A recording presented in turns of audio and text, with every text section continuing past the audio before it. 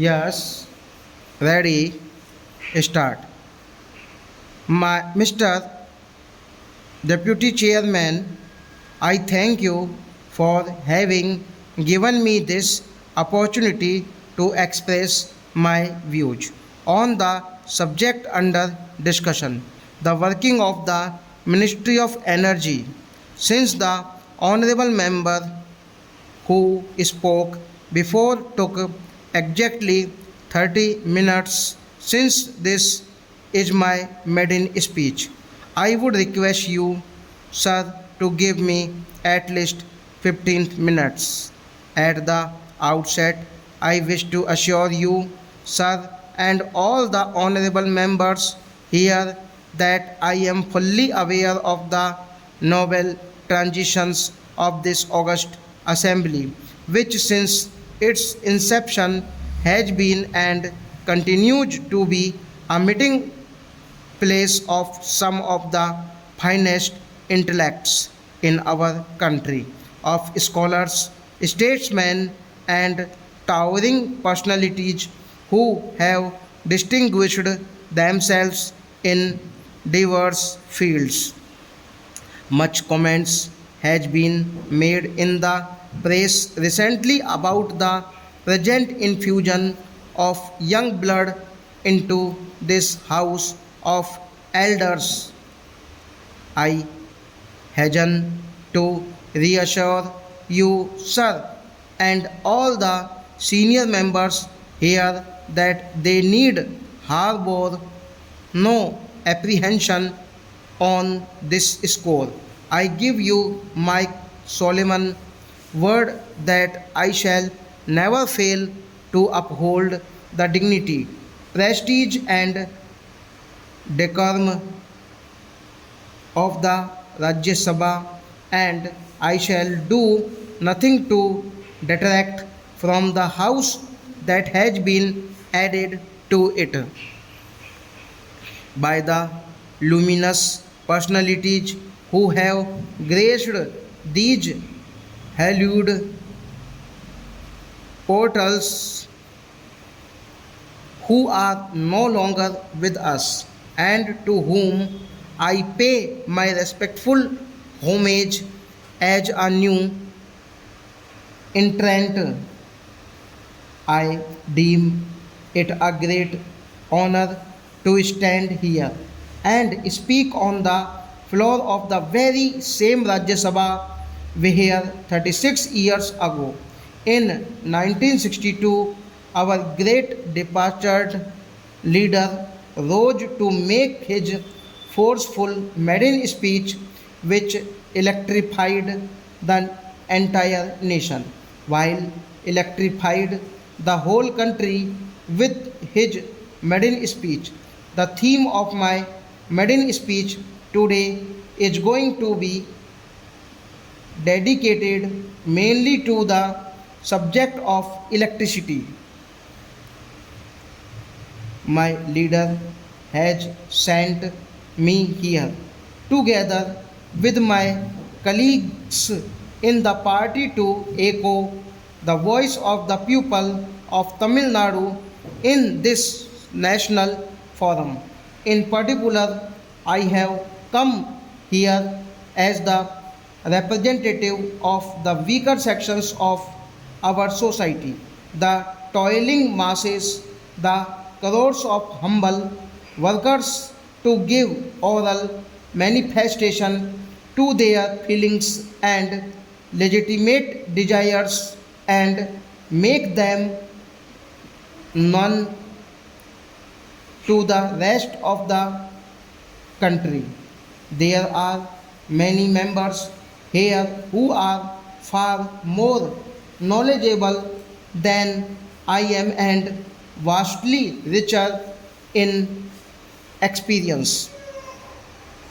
Some of them may disagree with some of the views I put forth. I wish to emphasize the fact that the fundamental purpose of my speaking here in the Rajya Sabha is not to engage in wordy duels with other members, but to state positive truths to the best of my knowledge and to draw the attention of the nation to certain critical issues.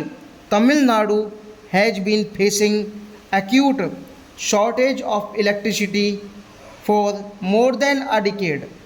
The state government was forced to impose power cuts ranging from 25% to 100% intermittently from 1991-92 onwards to overcome the shortage.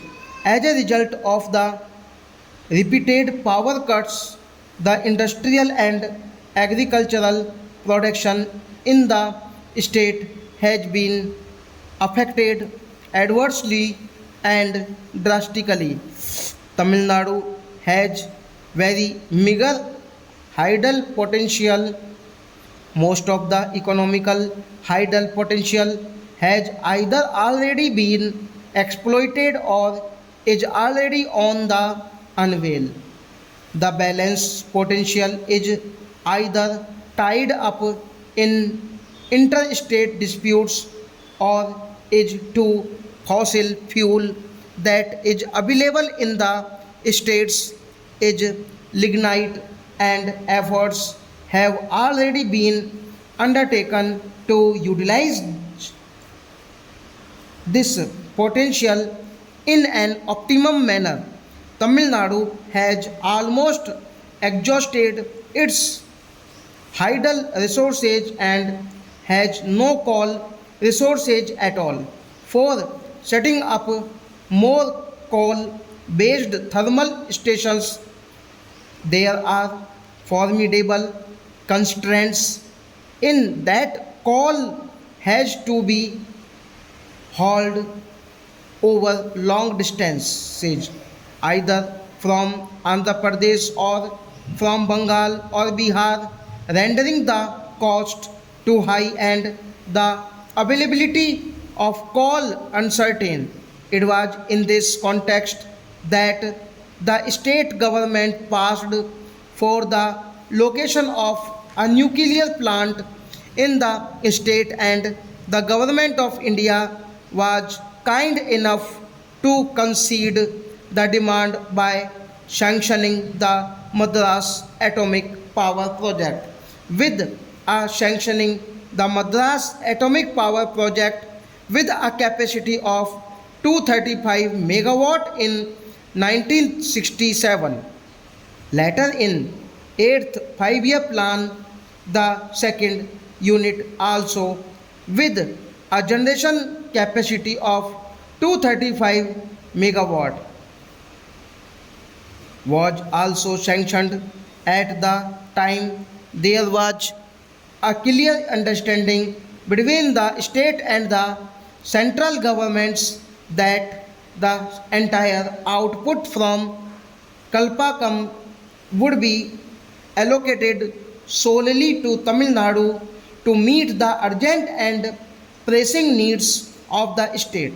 In the year 1988, when the necessary lands were required for the project, the government of Tamil Nadu agreed to make available free of cost 2,500 acres of land required for the project.